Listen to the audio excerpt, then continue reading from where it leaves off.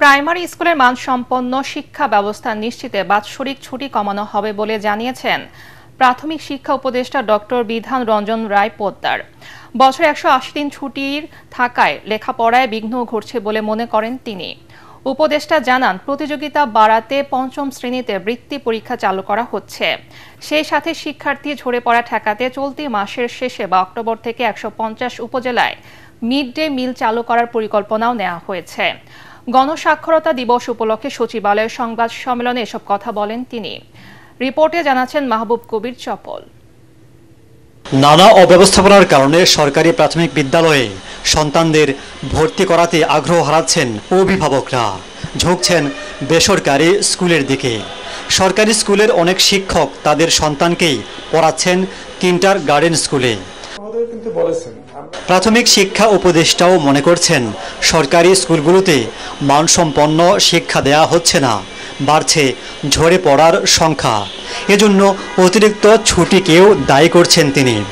স্কুলগুলোতে বছরে 104 দিন সাপ্তাহিক ছুটি আর 76 দিন ক্যালেন্ডার ছুটি। এবার ছুটি কমিয়ে মিড ডে মিল চালু করতে যাচ্ছে সরকার। একটা শিক্ষক একজন ছাত্রের সঙ্গে কতটুকু সময় দিতে পারছেন, এই কন্ট্যাক্ট আওয়ার নির্ভর করছে এর উপরে। প্রথমত নির্ভর করে কতদিন স্কুল খোলা থাকে। আমাদের অনেক অপ্রয়োজনীয় ছুটি রয়ে গেছে।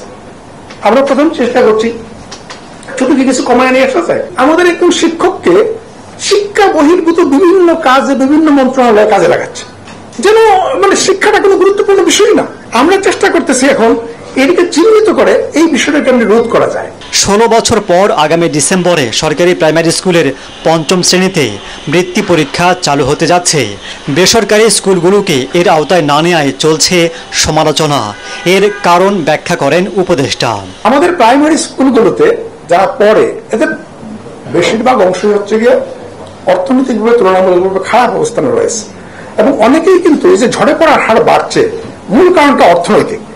ফলে আমরা যদি বৃত্তির মাধ্যমে তাদের কিছু আর্থিক প্রণোদনা দিতে পারি, তাহলে হয়তো তাদের হাই স্কুলে পড়া চালিয়ে যাওয়াটা অনেকটা সহজ হবে।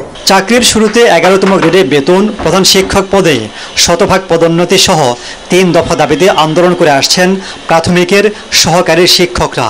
তাদের দাবি পূরণে কাজ চলছে বলেও জানান তিনি। তারা চাচ্ছিল তাদের এন্ট্রি বেতনটা হোক 11, তারা 13তে আছে। আমরা মন্ত্রণালয় তারা এগেনস্টে না, এবং নতুন বেতন হচ্ছে, কমিশন হচ্ছে, আমরা তাদের কাছে প্রস্তাব পাঠাচ্ছি।